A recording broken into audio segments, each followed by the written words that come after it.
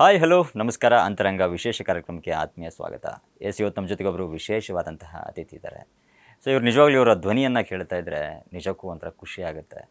ಆಮೇಲೆ ಕಿರುತೆರೆ ಹಾಗೂ ಹಿರಿತೆರೆಯಲ್ಲಿ ಕೂಡ ಕೆಲಸ ಮಾಡಿದಂತಹ ಅದ್ಭುತ ನಟರಾದಂತಹ ಶ್ರೀನಾಥ್ ವಶಿಷ್ಠ ಸರ್ ನಮ್ಮೊಟ್ಟಿಗೆ ಇದ್ದಾರೆ. ಅವ್ರ ಜೊತೆ ಮಾತಾಡ್ತಾ ಹೋಗೋಣ. ಸರ್, ಮೊದಲನೇದಾಗಿ ನಿಮಗೆ ಆತ್ಮೀಯ ಸ್ವಾಗತ ಸರ್. ಥ್ಯಾಂಕ್ ಯು, ಧನ್ಯವಾದಗಳು. ಹೇಗಿದ್ದೀರಾ ಸರ್? First class.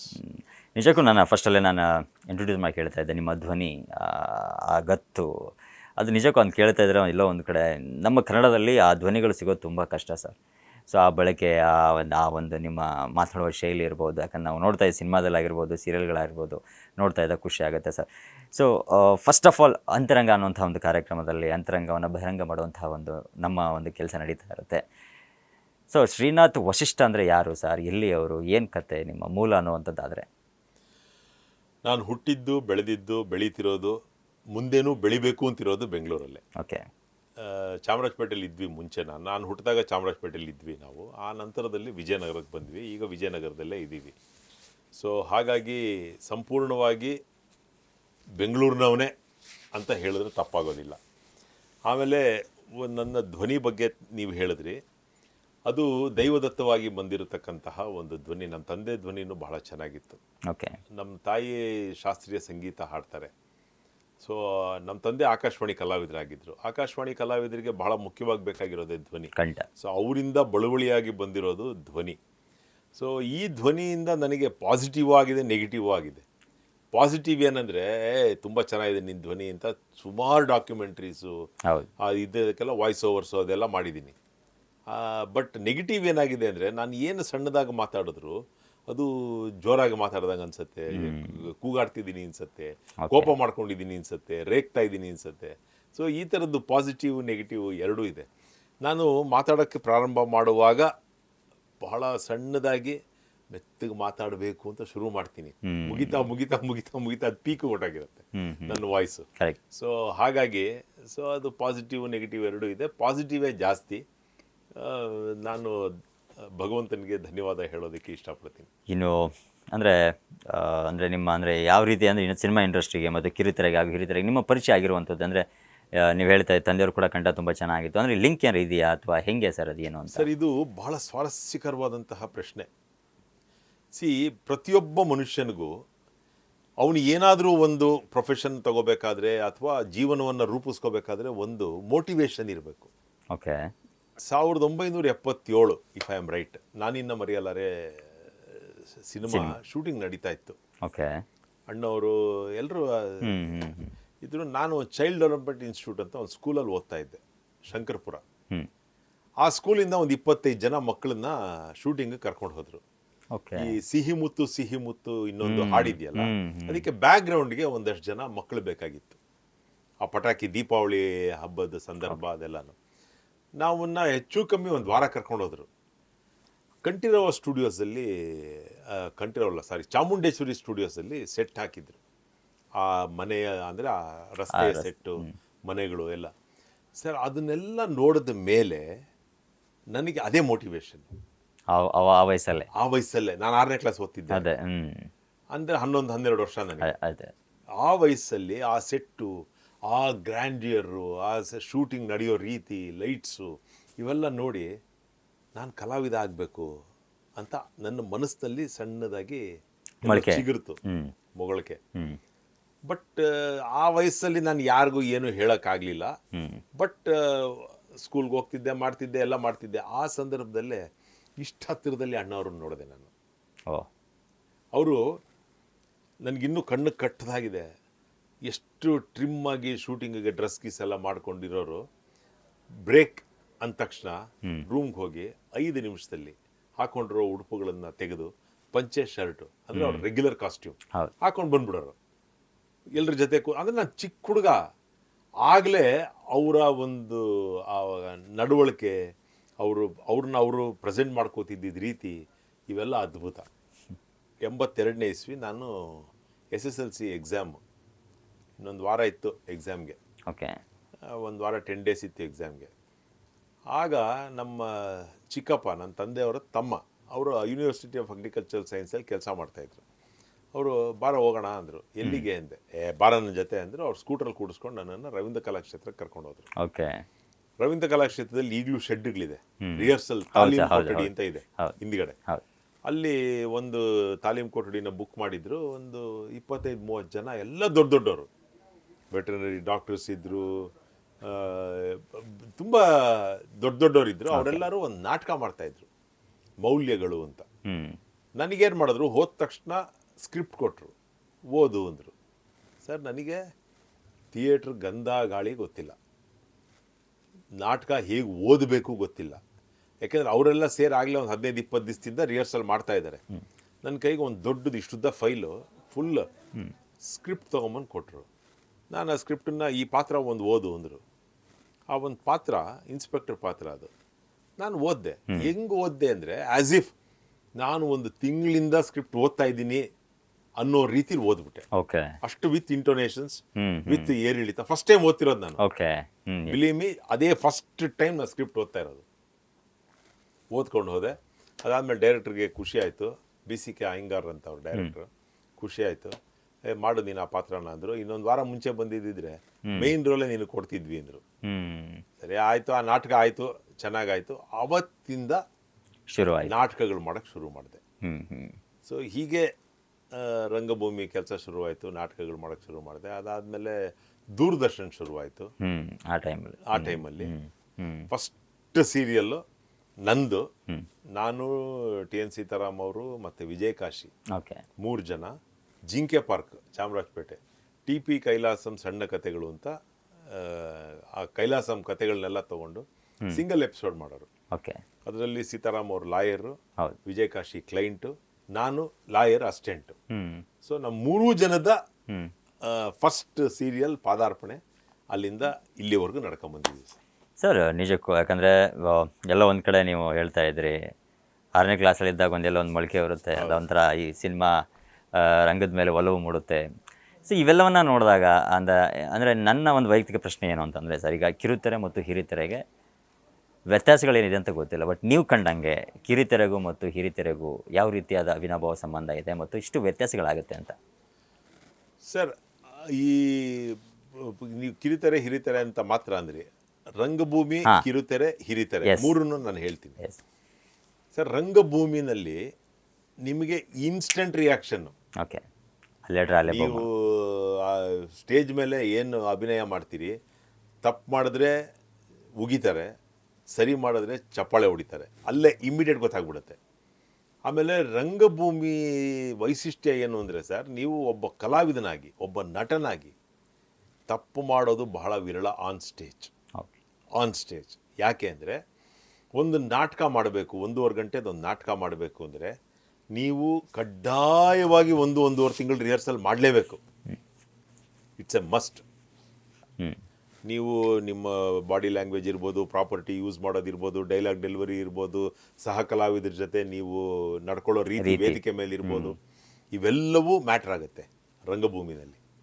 ಆಮೇಲೆ ಪ್ರತಿದಿನ ಅಲ್ಲಿ ಇಂಪ್ರೂವೈಸೇಷನ್ಗೆ ಪಾಸಿಬಿಲಿಟಿ ಇರುತ್ತೆ. ನೀವು ರಿಹರ್ಸಲ್ ಮಾಡೋವಾಗ ಪ್ರತಿದಿನ, ಇವತ್ತು ನಾನೊಂಥರ ಮಾಡಿರ್ತೀನಿ, ನಾಳೆ ನನಗೆ ಅನ್ನಿಸ್ಬೋದು ಇದು ಸ್ವಲ್ಪ ಹಿಂಗೆ ಚೇಂಜ್ ಮಾಡೋಣ ಅಂತ, ಚೇಂಜ್ ಮಾಡ್ಬೋದು. ನಾಡಿದ್ದು ಡೈರೆಕ್ಟ್ರಿಗೆ ಅನ್ನಿಸ್ಬೋದು, ಆಚೆ ನಾಡಿದ್ದು ನನ್ನ ಜೊತೆಗೆ ಆ್ಯಕ್ಟ್ ಮಾಡ್ತಿರೋರ್ಗೆ ಅನ್ನಿಸ್ಬೋದು, ನೀನು ಹಿಂಗೆ ಮಾಡು, ನಾನು ಹಿಂಗೆ ಮಾಡ್ತೀನಿ ಅಂತ ಅವ್ರು ನನಗೆ ಹೇಳ್ಬೋದು. ಸೊ ಎವ್ರಿ ಡೇ ಇಂಪ್ರೂವೈಸೇಷನ್ಗೆ ಆಸ್ಪದ ಇರುತ್ತೆ. ಆದರೆ ಕಿರುತೆರೆಯಲ್ಲಿ ಅಥವಾ ಬೆಳ್ಳಿತೆರೆಯಲ್ಲಿ ನಿಮ್ಗೆ ಆಸ್ಪದ ಇಲ್ಲವೇ ಇಲ್ಲ. ನಿಮಗೆ ಸ್ಕ್ರಿಪ್ಟ್ ಕೊಡ್ತಾರೆ. ಆ ಒಂದು ನಿಮ್ಗೆ ಸ್ಕ್ರಿಪ್ಟ್ ಕೊಟ್ಟ ಮೇಲೆ, ಎಸ್ಪೆಷಲಿ ಸೀರಿಯಲಲ್ಲಿ ಸ್ಕ್ರಿಪ್ಟ್ ಕೊಟ್ಟ ಮೇಲೆ ನಿಮ್ಗೆ ಒಂದು 2-3 ನಿಮಿಷ ಟೈಮ್ ಕೊಡ್ತಾರೆ ಅಷ್ಟೇ. ಯಾಕೆಂದರೆ ಅಲ್ಲಿ ದೂರದರ್ಶನ ಇದು ಕಿರುತೆರೆನಲ್ಲಿ ಶೂಟಿಂಗ್ ಮಾಡೋದು ಈಗೆಲ್ಲ 26 ಎಪಿಸೋಡ್ 15 ದಿವಸದಲ್ಲಿ 12 ದಿವಸದಲ್ಲಿ ಮುಗಿಸ್ಬೇಕು. ಸೊ ಡೈರೆಕ್ಟರ್ಗಳಿಗೆ ಅವ್ರದ್ದೇ ಆದಂತಹ ಪ್ರೆಷರ್ ಇರುತ್ತೆ. ಅವ್ರು ಇಷ್ಟು ಸೀನ್ ಮುಗಿಸ್ಲೇಬೇಕು ಅಂತ ಪ್ಲ್ಯಾನ್ ಮಾಡ್ಕೊಂಡಿರ್ತಾರೆ. ಸೊ ನಿಮಗೆ ಟೈಮ್ ಕೊಡೋಕ್ಕೆ ಸಾಧ್ಯನೇ ಇಲ್ಲ ಅವರು. ಸೊ ನಿಮ್ಮ ಕೈಗೆ ಸ್ಕ್ರಿಪ್ಟ್ ಕೊಟ್ಟ ತಕ್ಷಣ, ನೀವು ಡೈಲಾಗ್ ಓದಿದ ತಕ್ಷಣ, ನಾನು ಈ ಪಾತ್ರವನ್ನು, ಈ ಡೈಲಾಗನ್ನು ಹೇಗೆ ಹೇಳಬೇಕು, ಯಾವ ಇಂಟೋನೇಷನಲ್ಲಿ ಹೇಳಬೇಕು, ನಾನು ಈ ಇಂಟೋನೇಷನಲ್ಲಿ ಹೇಳಿದ್ರೆ ನನ್ನ ಎದುರುಗಡೆ ಇರೋ ಕಲಾವಿದರು ಯಾವ ರೀತಿ ರಿಯಾಕ್ಟ್ ಮಾಡ್ತಾರೆ, ಇವೆಲ್ಲವೂ ಪಟ್ ಪಟ್ ಪಟ್ ಅಂತ ಹೋಗ್ಬೇಕು ತಲೆಯಲ್ಲಿ. ಆ ನಂತರದಲ್ಲಿ ನೀವು ಆ್ಯಕ್ಟ್ ಮಾಡಬೇಕು. ನಿಮಗಿಲ್ಲಿ ಸಿಗೋದು 2 ನಿಮಿಷ. ಸಿನಿಮಾದಲ್ಲಿ ಸ್ವಲ್ಪ ಟೈಮ್ ಸಿಗತ್ತೆ, ಆದರೂ ಬಹಳ ಕಾಶಿಯಸ್ಸಾಗಿ ಕೆಲಸ ಮಾಡಬೇಕು ಸಿನಿಮಾದಲ್ಲಿ. ಯಾಕೆಂದರೆ ಮುಂಚೆ ರೀಲ್ ಇತ್ತು, ಕರೆಕ್ಟ್. ರೀಲು ರೀಲ್ ತಿಂತಾನೆ. ತಿಂತಾನೆ ಅನ್ನೋರು. ಈಗ ಡಿಜಿಟಲ್ ಬಂದಿದೆ, ಓಕೆ, ಬಟ್ ರೀಲು 400 ಅಡಿ ಕ್ಯಾನು 12-13 ಸಾವಿರ ರೂಪಾಯಿ ಇರೋದು. ನೀವು ನೀವು ಒಂದು ಫ್ರೇಮ್ ಮಿಸ್ ಆದರೂ ಪ್ರೊಡ್ಯೂಸರ್ಗೆ ಹೊಡ್ತಾ. ಹೌದು. ಸೊ ಈ ಮೂರರಲ್ಲೂ ಈ ರಂಗಭೂಮಿನಲ್ಲಿ ನಿಮ್ಮ ಬಾಡಿ ಲ್ಯಾಂಗ್ವೇಜು, ಬಾಡಿ ಗೆಸ್ಚರ್ಸು ಇದೆಲ್ಲ ಭಾಳ ವಿಶಾಲವಾಗಿ ಮಾಡ್ಬೋದು. ಯಾಕೆಂದರೆ ಸ್ಟೇಜ್ ದೊಡ್ಡದಾಗಿರುತ್ತೆ. ಕಿರುತೆರೆ ಮತ್ತು ಬೆಳ್ಳಿತೆರೆಯಲ್ಲಿ ಕನ್ಸ್ಟ್ರೈನ್ ಮಾಡ್ಕೋಬೇಕು. ಸೊ ಅದಕ್ಕೆ ಮೂರಕ್ಕೂ ಅದರದೇ ಆದಂತಹ ವೈಶಿಷ್ಟ್ಯಗಳಿದೆ. ಸೊ ಅವೆಲ್ಲವನ್ನು ಅಳವಡಿಸ್ಕೊಂಡು ಮಾಡಿದಾಗ ಒಬ್ಬ ಉತ್ತಮ ನಟನಾಗಿ ಅಥವಾ ಉತ್ತಮ ನಟಿಯಾಗಿ ಹೊರಗೆ ಬರೋದಕ್ಕೆ ಸಾಧ್ಯ. ಸರ್, ಒಬ್ಬ ಕಲಾವಿದನಾಗಬೇಕು, ನಿಜ ನೀವು ಹೇಳ್ದಂಗೆ ರಂಗಭೂಮಿ ಅನ್ನೋಂಥದ್ದು ಒಂದು ಅದ್ಭುತವಾದಂತಹ ಕಲಿಕೆಯ ನಮಗೆ ಒಂದು ಕ್ಷೇತ್ರ ಅಂತಲೇ ಹೇಳ್ಬೋದು. ಯಾಕಂದರೆ ಆ ಒಂದು ಮೂಲ ಅನ್ನುವಂಥದ್ದು.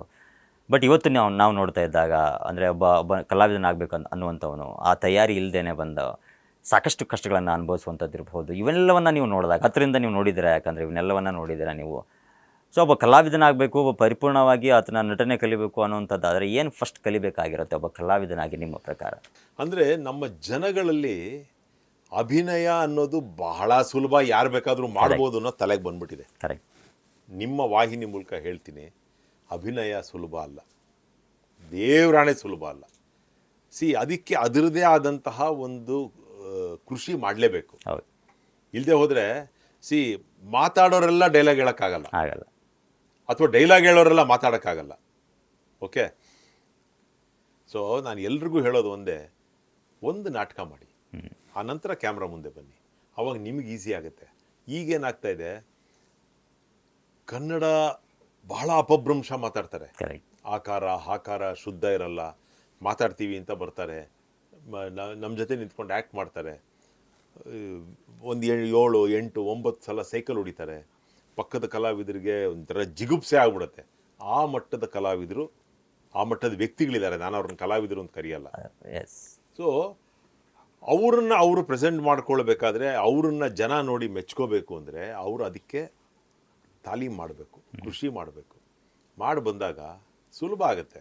ನಿಜ. ಯಾಕಂದರೆ ನೀವು ಹೇಳಿದ್ರೆ ಅದು 100% ಸತ್ಯ. ಯಾಕಂದರೆ ಒಬ್ಬ ಕಲಾವಿದನಾಗುವಂಥ ಹುಟ್ಟುವಂಥದ್ದೇ ಒಂದು ದೊಡ್ಡ, ನಾನು ಅವಾಗಲೇ ಮಾತಾಡ್ತಾ ಇದ್ವಿ, ಕಲಾವಿದನಾಗಿ ಹುಟ್ಟುವಂಥದ್ದೇ ನಮ್ಮ ಒಂದು ಪುಣ್ಯ ಅಂತಲೇ ಹೇಳ್ಬೋದು. ಯಾಕಂದರೆ ಪ್ರೇಕ್ಷಕರನ್ನ ರಂಜಿಸುವಂತಹ ಕೆಲಸ ಈಸಿ ಅಲ್ಲ ಅದು ಅನ್ನುವಂಥದ್ದು. ಸರ್, ಅಂದರೆ ಈಗ ನಿಮ್ಮ ಒಂದು ವೈಯಕ್ತಿಕ ಜೀವನ ಅನ್ನುವಂಥದ್ದು ಆದರೆ, ಸೊ ಶ್ರೀನಾಥ್ ವಶಿಷ್ಠ ಅವರ ಜೀವನದಲ್ಲಿ ತಾಳ್ಮೆ ಅನ್ನುವಂಥದ್ದು ಎಷ್ಟು ಮುಖ್ಯವಾಗಿತ್ತು. ಆಮೇಲೆ ಆ ತಾಳ್ಮೆ ಅನ್ನುವಂಥದ್ದು, ಯಾಕಂದರೆ ಸಾಕಷ್ಟು ಏಳುಬೀಳನ್ನು ಕಂಡಂತಹ ಒಬ್ಬ ವ್ಯಕ್ತಿ ನೀವು ಅಂತಲೇ ಹೇಳ್ಬೋದು. ಸೊ ಆ ಸೋಲುಗಳು, ಆ ನೋವುಗಳು, ಆ ತಾಳ್ಮೆ ಅನ್ನುವಂಥದ್ದು ಯಾವ ರೀತಿ ವರ್ಕ್ ಆಯಿತು ಅಂತ? ಸರ್, ಒಬ್ಬ ವ್ಯಕ್ತಿಗೆ ಅಂದರೆ ಎಸ್ಪೆಷಲಿ ಒಬ್ಬ ಕಲಾವಿದನಿಗೆ, ಅದು ಎಲ್ಲ ಫೀಲ್ಡಲ್ಲೂ ಇರುತ್ತೆ. ನಾನು ಕಲಾವಿದ ಅಂತ ಯಾಕೆ ಹೇಳ್ತೀನಿ ಅಂದರೆ, ನಾನೊಬ್ಬ ಕಲಾವಿದ ಆಗಿರೋದ್ರಿಂದ ತಾಳ್ಮೆ ಅನ್ನೋದು ಭಾಳ ಇಂಪಾರ್ಟೆಂಟ್. ಅಲ್ಲ, ಕಲಾವಿದರಿಗೆ ತಾಳ್ಮೆ ಅನ್ನೋದು ತುಂಬ ಮುಖ್ಯ ಅಂತ ಯಾರೋ ದೊಡ್ಡರು ಹೇಳ್ತಾ ಇರ್ತಾರೆ. ಸೊ ಆ ವಿಚಾರ ಅದಕ್ಕೆ ಕೇಳಿದೆ. ಸತ್ಯ. ಯಾಕೆ ಗೊತ್ತಾ, ಇವಾಗ ನಮ್ಮ ಡೇಟ್ ತೊಗೋತಾರೆ, ಶೂಟಿಂಗಿಗೆ ಡೇಟ್ ತೊಗೋತಾರೆ. ನಾವು ಬೆಳಿಗ್ಗೆ 9 ಗಂಟೆಗೆ ಅಲ್ಲಿರ್ತೀವಿ. ಅಲ್ಲಿ ಹೋಗಿ ಮೇಕಪ್ ಮಾಡಿಕೊಂಡು ಫಸ್ಟ್ ಸೀನ್ ನಮ್ಮದು ಶೂಟಿಂಗ್ ಮಾಡಿಬಿಡ್ತಾರೆ, ಅಥವಾ ಸೆಕೆಂಡ್ ಸೀನ್ ಶೂಟಿಂಗ್ ಮಾಡ್ತಾರೆ. ಆ ನಂತರದಲ್ಲಿ ರಾತ್ರಿ ಇರುತ್ತೆ ಇನ್ನೊಂದು ಸೀನು, ಮಧ್ಯದಲ್ಲಿ ಏನು ಕೆಲಸ ಇರಲ್ಲ ನಮಗೆ. ಆವಾಗ ಕಾಯಬೇಕು, ಅನಿವಾರ್ಯವಾಗಿ ಕಾಯಬೇಕು. ಅನಿವಾರ್ಯವಾಗಿ ನಿಮಗೆ ತಾಳ್ಮೆ ಇರಲೇಬೇಕು. ನಾನು ನಮ್ಮ ಮನೆಗೆ ಹೋಗಬೇಕು, ಹೋಗಪ್ಪ ಮನೆಗೆ ಅಂತಾರೆ. ಸೊ ತಾಳ್ಮೆ ಈಸ್ ಎ ಮಸ್ಟ್ ಒಬ್ಬ ಕಲಾವಿದನಿಗೆ. ಅದಿಲ್ಲದೆ ಹೋದರೆ ಮೇಲ್ ಬರೋದು ಬಹಳ ಕಷ್ಟ. ನಿಜ. ಅಂದರೆ ಯಶಸ್ಸು ಅನ್ನೋದು ಸುಮ್ಮನೆ ಬರಲ್ಲ. ಒಬ್ಬ ವ್ಯಕ್ತಿ ಅವನು ಯಾವುದೇ ವೃತ್ತಿಯಲ್ಲಿದ್ದರೂ ಯಶಸ್ಸು ಕಾಣಬೇಕು ಅಂದರೆ ಅದಕ್ಕೆ ಅದರದೇ ಆದಂತಹ ಪರಿಶ್ರಮ ಬೇಕೇ ಬೇಕು. ಪರಿಶ್ರಮ ಇಲ್ಲದೆ ಹೋದರೆ, ನಾನು ಮೊದಲನೇ ಮೆಟ್ಲಲ್ಲಿದ್ದೀನಿ, ನಾಳೆ 100ನೇ ಮೆಟ್ಲಿಗೆ ಹೋಗಬೇಕು ಅಂದರೆ ಸಡನ್ನಾಗಿ ಮ್ಯಾಜಿಕ್ ಮಾಡ್ಕೊಂಡು ಅಲ್ಲಿಗೆ ಹೋಗೋಕ್ಕಲ್ಲ. 99 ಮೆಟ್ಲು ಹತ್ತಲೇಬೇಕು. ಹತ್ತೋದಕ್ಕೆ ಪ್ರಯತ್ನ ಪಟ್ಟಾಗ ಮಾತ್ರ 100ನೇ ಮೆಟ್ಲು ಹೋಗೋಕ್ಕೆ ಸಾಧ್ಯ. ಹಾಗಾಗಿ ಪ್ರತಿಯೊಂದು ವೃತ್ತಿಯಲ್ಲೂ, ಅದು ವಿದ್ಯಾರ್ಥಿಗಳಾಗ್ಬೋದು, ಕೆಲಸ ಮಾಡ್ತಿರೋರಾಗ್ಬೋದು, ಯಾವುದೇ ಆಗ್ಬೋದು, ಪರಿಶ್ರಮ, ಅದಕ್ಕೆ ತಕ್ಕಾದ ಪರಿಶ್ರಮ ಬೇಕೇ ಬೇಕು. ಯಾಕಂದರೆ ಈ ಶ್ರಮ ಮತ್ತು ಈ ಅದೃಷ್ಟ ಸರ್, ಅಂದರೆ ಪ್ರತಿಯೊಬ್ಬರ ಜೀವನದಲ್ಲಿ ನಾವು ಶ್ರಮಕ್ಕಿಂತ ಕೆಲವರೆಲ್ಲ ಏನಂತಂದರೆ ಇವತ್ತು ಅದೃಷ್ಟ ಏನೋ ಒಂದು ಆಗ್ಬಿಡುತ್ತೆ, ರಾತ್ರಿ ಇದಾಗ್ಬಿಡ್ತೀವಿ ಏನೋ ಅಂದರೆ ಈ ಶ್ರಮ ಪಡೆದೇನೆ ಅದೃಷ್ಟಕ್ಕೆ ಕಾಯ್ತಾ ಇರುವಂಥವ್ರಿಗೆ ಏನು ಹೇಳ್ತೀರಾ ಅಂತ? ತುಂಬ ಕಷ್ಟ, ಕಾಯ್ತಾನೆ ಇರಬೇಕು. ಸರ್, ನಾನು ನನ್ನ ಬಗ್ಗೆನೇ ಹೇಳ್ತೀನಿ, ಬೇರೆಯವ್ರ ಬಗ್ಗೆ ಮಾತಾಡಲ್ಲ. ಸರ್, ನಂದಿದು 39ನೇ ವರ್ಷ ಟೆಲಿವಿಷನ್ ಇಂಡಸ್ಟ್ರಿಯಲ್ಲಿ, ಸಿನಿಮಾ ಇಂಡಸ್ಟ್ರಿಯಲ್ಲಿ 39ನೇ ವರ್ಷ ನಡೀತಾ ಇದೆ. ನಾನು ಸುಮಾರು ಹೆಚ್ಚು ಕಮ್ಮಿ 190 ಸೀರಿಯಲಲ್ಲಿ ಆ್ಯಕ್ಟ್ ಮಾಡಿದ್ದೀನಿ, ಬೇರೆ ಬೇರೆ ಕ್ಯಾರೆಕ್ಟರ್ಸ್. ಕರೆಕ್ಟ್. ಆಮೇಲೆ ಮಾಡಿರೋ ಎಲ್ಲವೂ ಮೇಜರ್ ಕ್ಯಾರೆಕ್ಟರ್ಸು, ಯಾವುದು ಸುಮ್ಮನೆ ಬಂದೋಗೋ ಕ್ಯಾರೆಕ್ಟರ್ ಮಾಡೇ ಇಲ್ಲ ನಾನು. ಹೀಗಿದ್ದರೂ ಸಿನಿಮಾದಲ್ಲಿ ನಾನು ಎಕ್ಸ್ಪೆಕ್ಟ್ ಮಾಡಿದಷ್ಟು ಓಪನಿಂಗ್ ನನಗೆ ಸಿಕ್ಕಲಿಲ್ಲ. ಆ ಕೊರಗು ನನಗೆ ಈಗಲೂ ಇದೆ. ಯಾಕೆ ಸಿಕ್ಕಿಲ್ಲ ಗೊತ್ತಿಲ್ಲ. ನನ್ನನ್ನು ಒಬ್ಬ ಒಳ್ಳೆ ನಟ ಅಂತ ಎಲ್ಲರೂ ಹೇಳ್ತಾರೆ, ಚೆನ್ನಾಗಿ ಅಭಿನಯ ಮಾಡ್ತೀರಾ ಅಂತ ಹೇಳ್ತಾರೆ, ತೊಂದರೆ ಇಲ್ಲದ ಕಲಾವಿದರು ಅಂತ ಹೇಳ್ತಾರೆ. ಇದೆಲ್ಲವೂ ಇದ್ದರೂ ಸಿನಿಮಾದಲ್ಲಿ ನನಗೆ ನಾನು ಅಂದ್ಕೊಂಡಷ್ಟು, ಅಂದರೆ ನಾನು ಆಸೆ ಪಟ್ಟಷ್ಟು ಅವಕಾಶಗಳು ಸಿಕ್ಕಿಲ್ಲ. ಕಾರಣ ಏನು ಅಂತ ನನಗೆ ಇವತ್ತವರೆಗೂ ಈ ಕ್ಷಣದವರೆಗೂ ಗೊತ್ತಾಗಿಲ್ಲ. 1000 ಇರ್ಬೋದು, ಅಲ್ಲಿ ಎಲ್ಲರೂ ಹೇಳ್ತಾರೆ ಅಲ್ಲಿ ಕಮಿಷನ್ ನಡೆಯುತ್ತೆ ಅಂತ. ಸಿನಿಮಾದಲ್ಲಿ ಮ್ಯಾನೇಜರ್ಗಳು ಏನೋ ಕಮಿಷನ್ ತಗೋತಾರೆ ಅಂತ ನಮ್ಮನ್ನ ಕೇಳಲ್ಲ. ಅಂದರೆ ನಮ್ಮನ್ನು ಕೇಳೋಕ್ಕಾಗಲ್ಲ, ಯಾಕೆಂದರೆ ನಾವು ಇಷ್ಟು ವರ್ಷ ಇಲ್ಲಿ ಟೆಲಿವಿಷನಲ್ಲಿ ದುಡ್ದಿದ್ದೀವಿ. ಅದಿರ್ಬೋದು ಒಂದು ಕಾರಣ, ಗೊತ್ತಿಲ್ಲ. ಎರಡನೇದು, ಈ ಸಿನಿಮಾ ತಂಡಗಳು ಅವ್ರವ್ರದ್ದೇ ಆದಂಥ ಟೀಮ್ ಮಾಡ್ಕೊಂಡ್ಬಿಡ್ತಾರೆ. ಹೀರೋ ಫಿಕ್ಸ್ ಆದ ತಕ್ಷಣ ಅವ್ರದ್ದೇ ಆದಂಥ ಟೀಮು, ಕಲಾವಿದರು, ಅದಿರ್ಬೋದು, ಗೊತ್ತಿಲ್ಲ ಏನು ಅಂತ. ಬಟ್ ನನಗೆ ನಾನು ಅಂದ್ಕೊಂಡಷ್ಟು, ನಾನು ಆಸೆ ಪಟ್ಟಷ್ಟು ಓಪನಿಂಗ್ ಸಿಕ್ಕಿಲ್ಲ. ಸೀರಿಯಲ್ ಇವತ್ತು ಅಷ್ಟೇ ನನಗೆ ಒಂದು ಸೀರಿಯಲ್ ಕೇಳ್ತಾನೆ ಇರ್ತಾರೆ, ಬನ್ನಿ ಆ್ಯಕ್ಟ್ ಮಾಡಿ ಅಂತ. ಸೊ ಇದು ಯಾಕೆ ಅನ್ನೋದು ಗೊತ್ತಿಲ್ಲ. ಇದು ಸರಿ ಹೋಗಲ್ವಾ ಅದು ಗೊತ್ತಿಲ್ಲ. I don't know. ಆಮೇಲೆ ನಾನು ಇವತ್ತವರೆಗೂ ಯಾರನ್ನೂ ಹೋಗಿ, ಯಾವುದೇ ಸಿನಿಮಾ ಡೈರೆಕ್ಟರ್ ಇರ್ಬೋದು, ನನಗೊಂದು ರೋಲ್ ಕೊಡಿ ಅಂತ ಕೇಳಿಲ್ಲ. ಅದಾಗಲ್ಲ ನನಗೆ. ಸೊ ಹಾಗಾಗಿ ಅದು ಒಂದು ಕಾರಣ ಇರ್ಬೋದು. ಸೊ ಈ ಥರದ್ದು ತುಂಬ ಇದೆ ನೋವುಗಳು. ಆಮೇಲೆ ನಾನು ಮಾಡಿರೋ ಸಿನಿಮಾಗಳಲ್ಲೂ ಅಷ್ಟೇ ನನ್ನನ್ನು ಪೂರ್ಣ ಪ್ರಮಾಣವಾಗಿ ಉಪಯೋಗಿಸ್ಕೊಂಡಿಲ್ಲ. ಬೇಜಾರಿದೆ. 100% ಇದೆ ಬೇಜಾರು, 100%. ನಾನು ಯಾರ ಮುಂದೆ ಬೇಕಾದ್ರೆ ಹೇಳಬಲ್ಲೆ. ಆಮೇಲೆ ಈಗಿರುವ ಕನ್ನಡದ ಕಲಾವಿದರು ಏನಿದಾರಲ್ಲ ಸರ್, ಅವ್ರಿಗೆ ಯಾರಿಗೆ ಯಾವತ್ತು ಬೇಕಾದ್ರೂ ನಾನು ರಿಪ್ಲೇಸ್ ಆಗ್ಬೋದು. ಅಂದರೆ ಮಾಡೋ ಕೆಪಾಸಿಟಿ ನನಗಿದೆ. ಅದನ್ನ ಹೆಮ್ಮೆಯಿಂದ ಹೇಳ್ಕೊತೀನಿ ನಾನು. ಅವ್ರು ಮಾಡೋ ಅಷ್ಟು ಚೆನ್ನಾಗಿ ಅಥವಾ ಅವ್ರಿಗಿಂತ ಸ್ವಲ್ಪ ಚೆನ್ನಾಗಿ ಮಾಡುವ ಕೆಪಾಸಿಟಿ ದೇವ್ರು ನನಗೆ ಕೊಟ್ಟಿದ್ದಾನೆ. ಅದನ್ನು ಹೆಮ್ಮೆಯಿಂದ ಇದು ದುರಹಂಕಾರದ ಮಾತಲ್ಲ, ಹೆಮ್ಮೆಯಿಂದ ಹೇಳ್ಕೊತೀನಿ. ಆದರೂ ಕನ್ನಡದ ನಿರ್ದೇಶಕರಿಗೆ ನಾನು ಇನ್ನೂ ಕಣ್ಣಿಗೆ ಬಿದ್ದಿಲ್ಲ ಅಂತ ನನ್ನ ಭಾವನೆ. ಸರ್, ನೀವು ಹೇಳ್ತಾ ಇದ್ರಿ ಆ ಕೊರಗು ಅನ್ನುವಂಥದ್ದು ಒಬ್ಬ ಕಲಾವಿದನಿಗೆ ಒಂದು ಅದೊಂದೇ ಆದಂಥ ಒಂದು ಪ್ರಪಂಚ ಅನ್ನುವಂಥದ್ದು ಇರುತ್ತೆ, ಕನಸುಗಳಂತ ಇರ್ತವೆ. ಅಂದರೆ ಈಗ ಅಂದರೆ ಆ ಮನುಷ್ಯನ ತೃಪ್ತಿ ಆಗಿರೋದು ಒಬ್ಬ ವ್ಯಕ್ತಿ ಅಂತಂದರೆ ಒಬ್ಬ ಕಲಾವಿದನ ಅಂತಲೇ ಹೇಳ್ಬೋದು. ಯಾಕಂದರೆ ಆತನಿಗೆ ತನ್ನದೇ ಆದಂತಹ ಒಂದಿಷ್ಟು ಪಾತ್ರಗಳನ್ನು ಮಾಡಬೇಕು. ನಿಮಗೆ ಅನಿಸುವಂಥದ್ದು, ನನಗೆ ಈ ಥರದ್ದು ಪಾತ್ರಗಳು ಬೇಕು, ನನ್ನನ್ನು ನೀವು ಅವಾಗಲೇ ಹೇಳ್ತಾ ಇದ್ರಿ ನನಗೆ ಸಮಾಧಾನ ಇಲ್ಲ. ಬಟ್ ಯಾವ ಥರದ್ದು ನಿಮ್ಗೆ ಸಮಾಧಾನ ಸಿಗುವಂಥ ಪಾತ್ರ ಆಗಬಹುದು ಸರ್ ನಿಮಗೆ? ಇಲ್ಲ, ನಾನು ಪಾತ್ರದ ಬಗ್ಗೆ ಸಮಾಧಾನ ಇಲ್ಲ ಅಂತ ಹೇಳ್ತಿಲ್ಲ. ನಾನು ಪಾತ್ರಗಳು ಎಲ್ಲ ರೀತಿಯ ಪಾತ್ರಗಳನ್ನು ಮಾಡಿದ್ದೀನಿ, ಎಲ್ಲ ಥರದ ಪಾತ್ರಗಳು. ನನಗೆ ಪಾತ್ರದ ಬಗ್ಗೆ ಸಮಾಧಾನ ಇದೆ. ಆದರೆ ಈ ಸಿನಿಮಾದಲ್ಲಿ ನನಗೆ ತೃಪ್ತಿಕರವಾದ ಅವಕಾಶ ಸಿಕ್ಕಲಿಲ್ಲ ಅನ್ನೋದಕ್ಕೆ ಅಸಮಾಧಾನ ಇದೆ. ಅದು ಬಿಟ್ಟರೆ ಪಾತ್ರಗಳ ಬಗ್ಗೆ ನನಗೆ ಸಮಾಧಾನ ಸಂಪೂರ್ಣವಾಗಿದೆ.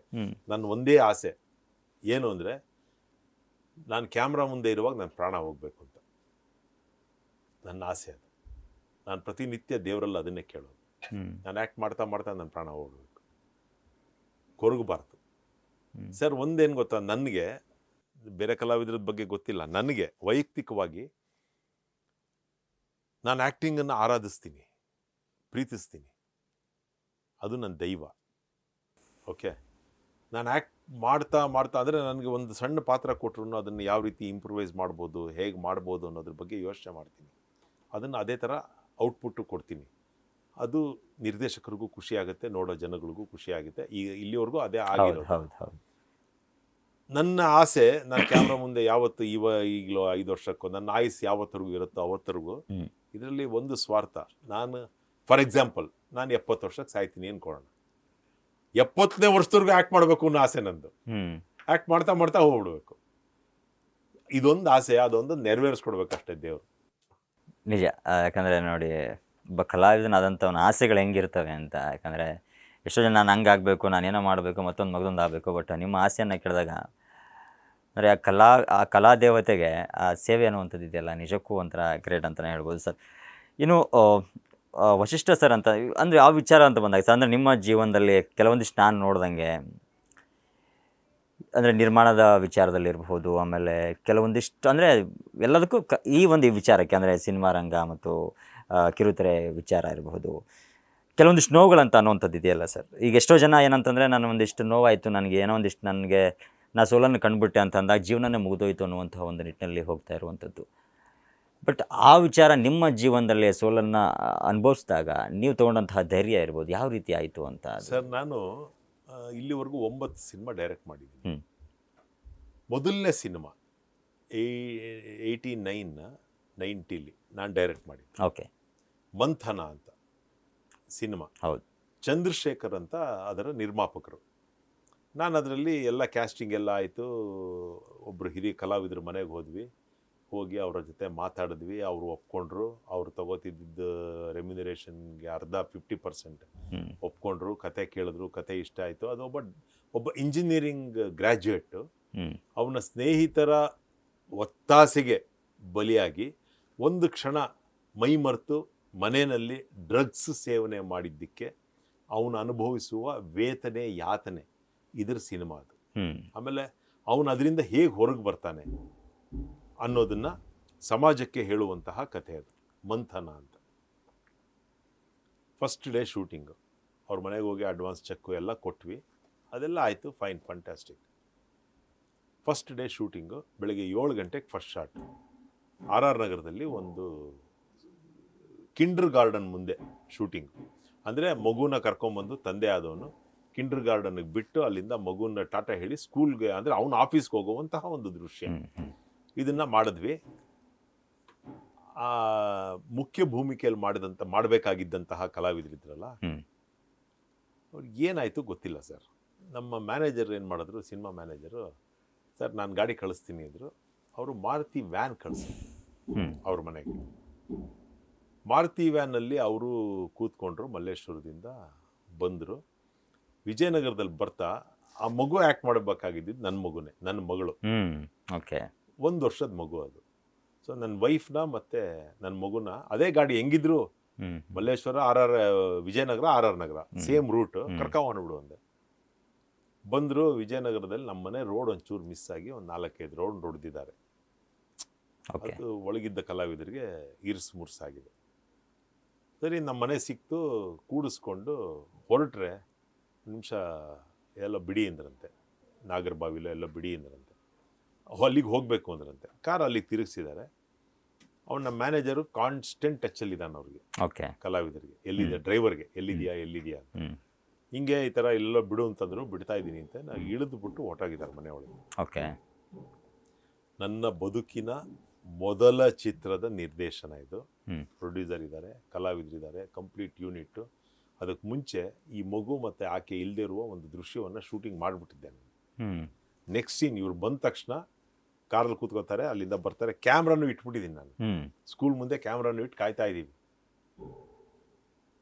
ಅಲ್ಲಿಗೆ ಇಳಿದು ಹೋದರು. ಫೋನ್ ಮಾಡಿದ್ರೆ ಫೋನ್ ರಿಸೀವ್ ಮಾಡ್ತಿಲ್ಲ. ಅವ್ರನ್ನ ಸಂಪರ್ಕ ಮಾಡೋಕ್ಕೆ ಪ್ರಯತ್ನ ಪಟ್ಟರೆ ಸಂಪರ್ಕ ಮಾಡೋಕ್ಕೆ ಸಿಗ್ತಾ ಇಲ್ಲ ಅವರು. ಕಾರ್ ಬಂತು. ನನ್ನ ಮಗು ಮತ್ತು ನನ್ನ ವೈಫ್ ಇಬ್ಬರು ಬಂದರು ಸೆಟ್ಗೆ. ಸರಿ, ನನಗೆ ಗೊತ್ತಾಗ್ತಿಲ್ಲ. ಬೆಳಿಗ್ಗೆ 7:30 ಬೆವರ್ತಾ ಇದ್ದೀನಿ ನಾನು. ಲಿಟ್ರಲಿ ಒಂಥರ ನಡ್ಕ ನನಗೆ. ಸರ್, ಪ್ರೊಡ್ಯೂಸರಲ್ಲೇ ಇದ್ದಾರೆ. ನನ್ನ ಬದುಕಿನ ಮೊದಲನೇ ಸಿನಿಮಾ ನಿರ್ದೇಶನ ಮಾಡ್ತಾ ಇದ್ದೀನಿ. ಕಲಾವಿದರೆಲ್ಲ ಇದ್ದಾರೆ, ಯೂನಿಟ್ನವ್ರು ಇದ್ದಾರೆ. ಏನಾಗುತ್ತೆ? ಅವ್ರು ಬರಲಿಲ್ಲ. ಅವರು ಆ ಕಲಾವಿದರು ಬರಲಿಲ್ಲ ಸೆಟ್ಗೆ. ಸಂಪರ್ಕಕ್ಕೆ ಸಿಗ್ತಾ ಇಲ್ಲ. ಯಾರ ಮನೆಗೆ ಇಳಿದೋದ್ರೂ ಗೊತ್ತಿಲ್ಲ. ನಾನು ನಮ್ಮ ಪ್ರೊಡ್ಯೂಸರ್ಗೆ ಹೇಳಿದೆ, ಸರ್ ಅವ್ರು ನಾವು ಕರ್ಕೊಂಬರೋಣ ಬನ್ನಿ, ಅಲ್ಲೆಲ್ಲ ಇಳಿದ್ರಂತೆ ಅಂತ. ನಿಜವಾಗ್ಲೂ ಹೇಳ್ತೀನಿ, ನಾನು ಆ ಪ್ರೊಡ್ಯೂಸರ್ನ ಕೈ ಎತ್ತಿ ಮುಗಿತೀನಿ ಇವತ್ತು. ಅವ್ರು ಹೇಳಿದ್ರು, ಶ್ರೀನಾಥ್ ಅವರು ಬರಲ್ಲ, ಟೈಮ್ ವೇಸ್ಟ್ ಮಾಡೋದು ಬೇಡ. ಅವ್ರು ಇಲ್ಲದೆ ಇವತ್ತು ಏನೇನು ಶೂಟಿಂಗ್ ಮಾಡ್ಬೋದು ಮುಗಿಸ್ಕೊಳ್ಳಿ, ಸಾಯಂಕಾಲ ಹೋಗೋಣ ಅವ್ರ ಮನೆಗೆ. 3:30ವರೆಗೂ ಅವ್ರು ಇಲ್ದಿರೋ ಏನೇನು ಇಮಿಡಿಯೇಟ್ ನನ್ನ ಅಸೋಸಿಯೇಟ್ಗೆ ಹೇಳಿ ಪ್ಲ್ಯಾನ್ ಮಾಡು ಅಂತೇಳಿ ಎಲ್ಲ ಪ್ರೋಗ್ರಾಮ್ ಎಲ್ಲ ಒಂಚೂರು ಹಿಂದೆ ಮುಂದೆ ಆಯಿತು. ಪ್ಲ್ಯಾನ್ ಮಾಡಿದ್ವಿ, ಶೂಟಿಂಗ್ ಮಾಡಿದೆ. ಮನಸ್ಸಿಲ್ಲದ ಮನಸ್ಸಿನಿಂದ ಶೂಟಿಂಗ್ ಮಾಡಿದೆ. ಏನಾಗಿದೆ ಅಂತ ಗೊತ್ತಿಲ್ಲ ಸರ್. ಅವ್ರು ನನ್ನ ಏನೂ ಮಾತಾಡಿಲ್ಲ, ಸುಮ್ಮನೆ ಇಳಿದು ಹೊಟ್ಟೋದ್ರು. 3:30ಕ್ಕೆ ಪ್ಯಾಕಪ್ ಮಾಡಿದೆ. ಪ್ಯಾಕಪ್ ಮಾಡಿ ನಾನು, ಆ ಪ್ರೊಡ್ಯೂಸರ್ ಅಲ್ಲೇ ಇದ್ದರು. ಇದಾಗಿರೋದಷ್ಟು ನೋಡಿದ್ದಾರೆ ಅವರು. ಸೀದಾ ಅವ್ರ ಮನೆಗೆ ಹೋದ್ವಿ. ಅವ್ರ ಮನೆಗೆ ಹೋಗಿ ಕೇಳಿದ್ರೆ ನಾನು ಮಾಡಲ್ಲ ಅಂದ್ಬಿಟ್ರು. ಓಕೆ. ನಾನು ಆ್ಯಕ್ಟ್ ಮಾಡಲ್ಲ ಸಿನಿಮಾಲಿ ಅಂದರು. ಕಾರಣ ಏನು ಗೊತ್ತಿಲ್ಲ, ಹೇಳಿಲ್ಲ ಅವರು. ಅವ್ರ ತಾಯಿ ಇದ್ದರು. ಅವ್ರ ತಾಯಿ ಹತ್ರ ರಿಕ್ವೆಸ್ಟ್ ಮಾಡಿಕೊಂಡೆ, ದಯವಿಟ್ಟು ನನ್ನ ಕೆರಿಯರೇ ಪ್ರಾಬ್ಲಮ್ ಆಗ್ಬಿಡುತ್ತೆ, ಮಾಡಬೇಡಿ ಹಂಗೆ ಹೇಳಿ ಅವ್ರಿಗೆ ಒಂಚೂರು. ನಾನೇನು ಹೇಳಲ್ಲ ಅವ್ರ ಪ್ರೊಫೆಷನ್ ಬಗ್ಗೆ. ನೀವು ಉಂಟು ಅವರು ಉಂಟು ಅಂದರು.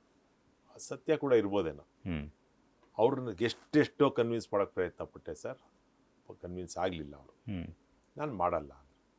ನಾವು ನಮ್ಮ ಪ್ರೊಡ್ಯೂಸರ್ ಅಡ್ವಾನ್ಸ್ ಕೊಟ್ಟಿದ್ದು ಚೆಕ್ಕು, ಅದನ್ನು ವಾಪಸ್ ಕೊಟ್ಬಿಟ್ರು. ಬ್ಯಾಂಕ್ ಕೂಡ ಹಾಕಿರಲಿಲ್ಲ ಅವರು. ಅವ್ರ ಉದ್ದೇಶ ಏನಿತ್ತು ಗೊತ್ತಿಲ್ಲ. ಹ್ಮ್ ನಾವು ಅಡ್ವಾನ್ಸ್ ಚೆಕ್ ಕೊಟ್ಟು ಒಂದು ತಿಂಗಳಾಗಿತ್ತು, ಹ್ಮ್ ಇನ್ನೂ ಅಕೌಂಟಿಂದ ಅಂದರೆ ಅವ್ರ ಅಕೌಂಟ್ಗೆ ಹಾಕ್ಕೊಂಡಿರಲಿಲ್ಲ. ಉದ್ದೇಶ ಏನಿತ್ತು ಗೊತ್ತಿಲ್ಲ ನನಗೆ. ಚೆಕ್ ವಾಪಸ್ ಕೊಟ್ಟರು. ಎಂತಹ ಸೋಲು ಸರ್ ಇದು, ನಿಜ. ಎಂತಹ ಸೋಲು, ಎಂತಹ ಹೊಡ್ತಾ ಇದು. ನನಗೊಂದು ಮಾತು ಹೇಳಿದ್ರು ಅವರು, ನಾನೇನು ಪ್ರೆಸ್ ಮೀಟ್ ಮಾಡಲ್ಲ ಬಿಡಿ ಅಂದರು. ಪ್ರೆಸ್ ಮೀಟ್ ಮಾಡೋ ಅಲ್ಲಿವರೆಗೂ ನಾನು ತಾಳ್ಮೆಯಿಂದ ಇದ್ದೆ. ಆಮೇಲೆ ನಾನೊಂದು ಮಾತು ಹೇಳಿದೆ, ಪ್ರೆಸ್ ಮೀಟ್ ಮಾಡಬೇಕಾಗಿರೋರು ನೀವಲ್ಲ, ನಾನು. ಸಿನಿಮಾ ಒಪ್ಕೊಂಡು ಅಡ್ವಾನ್ಸ್ ಚೆಕ್ ಇಸ್ಕೊಂಡು ಇವತ್ತು ಅದನ್ನು ವಾಪಸ್ ಕೊಡ್ತಾ ಇದ್ದೀರಾ. ನಾನು ಮಾಡ್ಬೇಕು ಪ್ರೆಸ್ ಮೀಟು, ನೀವಲ್ಲ. ನಾನು ಅವ್ರನ್ನ ಲಿಟ್ರಲಿ ಅವ್ರ ಕಾಲು ಹಿಡಿಯೋದೊಂದು ಬಾಕಿ ನಾನು. ಆಮೇಲೆ ನಮ್ಮ ಪ್ರೊಡ್ಯೂಸರ್ ನನ್ನ ಪರಿಸ್ಥಿತಿ ನೋಡಿ ಹೇಳಿದ್ರು, ರೀ ಬನ್ರಿ, ಯಾಕೆ ತಲೆ ಕೆಡಿಸ್ಕೊತೀರಾ, ಊರಿಗೆಲ್ಲ ಒಬ್ರೇನಾ ಪದ್ಮಾವತಿ, ಬನ್ನಿ ಬೇರೆಯವ್ರು ಮಾಡ್ಸೋಣ ಅಂತ. ಅಲ್ಲಿಂದ ಎದ್ದು ಬಂದ್ವಿ ಆಚೆ. ನಾಳೆ ಶೂಟಿಂಗ್ ಮಾಡಲೇಬೇಕು, ಏನು ಮಾಡ್ತೀರಾ, ಬೇರೆ ಇನ್ನೊಬ್ಬ ಕಲಾವಿದ್ರಿಗೆ ಫೋನ್ ಮಾಡಿದೆ, ಕತೆ ಹೇಳಿದೆ. ಅವರು ನನಗೆ 15 ನಿಮಿಷ ಟೈಮ್ ಕೊಡಿ, ನಾನು ವಾಪಸ್ ಹೇಳ್ತೀನಿ ನಿಮಗೆ. ಅಂದರೆ ಎಸ್ ಆರ್ ನೋ ಅಂತ ಹೇಳ್ತೀನಿ ಹೇಳಕ್ಕೆ. ಇವತ್ತವರೆಗೂ ಫೋನ್ ಮಾಡಿಲ್ಲ, ಈ ಕ್ಷಣದವರೆಗೂ ಫೋನ್ ಮಾಡಿಲ್ಲ. ಹೌದಾ ಸರ್? ಅವಾಗಿಂದ. ಓಕೆ. ಅದಾದಮೇಲೆ ಇನ್ನೊಬ್ರು ಕಲಾವಿದ್ರಿಗೆ ಫೋನ್ ಮಾಡಿದೆ.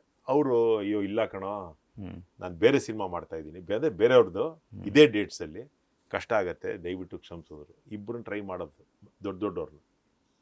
ಇನ್ನೊಬ್ಬರು ಮೂರನೇವ್ರನ್ನ ನಾನು ಸಂಪರ್ಕ ಮಾಡಿ ಕತೆ ಹೇಳಿದೆ. ಹೀಗಾಗಿದೆ ಅಂತಲೂ ಹೇಳ್ಬಿಟ್ಟೆ ಅವ್ರಿಗೆ. ಈ ಥರ ಒಬ್ಬರನ್ನ ಸಂಪರ್ಕ ಮಾಡಿದ್ವಿ, ಅಡ್ವಾನ್ಸ್ ಕೊಟ್ಟಿದ್ವಿ, ಅವ್ರು ವಾಪಸ್ ಇಸ್ಕೊಂಡ್ರು, ವಾಪಸ್ ಕೊಟ್ಬಿಟ್ರು, ಮಾಡಲ್ಲ ಅಂದರು, ಕಾರಣ ಗೊತ್ತಿಲ್ಲ, ಎಲ್ಲ ಇದ್ದಿದ್ದು ಏನೇನಾಗಿತ್ತು ಅಷ್ಟು ಹೇಳ್ಬಿಟ್ಟೆ ಅವ್ರಿಗೆ. ಒಂದೇ ಮಾತು ಹೇಳಿದ್ರು, ನಾಳೆ ಎಲ್ಲಿಗೆ ಬರಬೇಕು,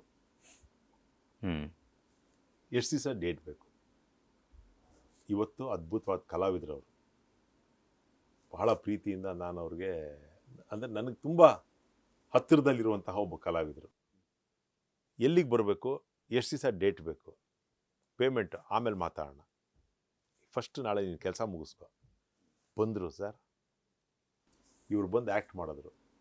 ಅವರು ಮಾಡಬೇಕಾಗಿತ್ತು ಈ ಶಾರ್ಟ್ನ ಅವ್ರು ಮಾಡಿದ್ರು, ಇಷ್ಟು ಚೆನ್ನಾಗಿ ಮಾಡಿರೋರು ಅನ್ನುವ ಒಂದೇ ಒಂದು ಫೀಲಿಂಗ್ ಕೂಡ ಬರದೇ ಇರೋ ಥರ ಮಾಡಿದ್ರು.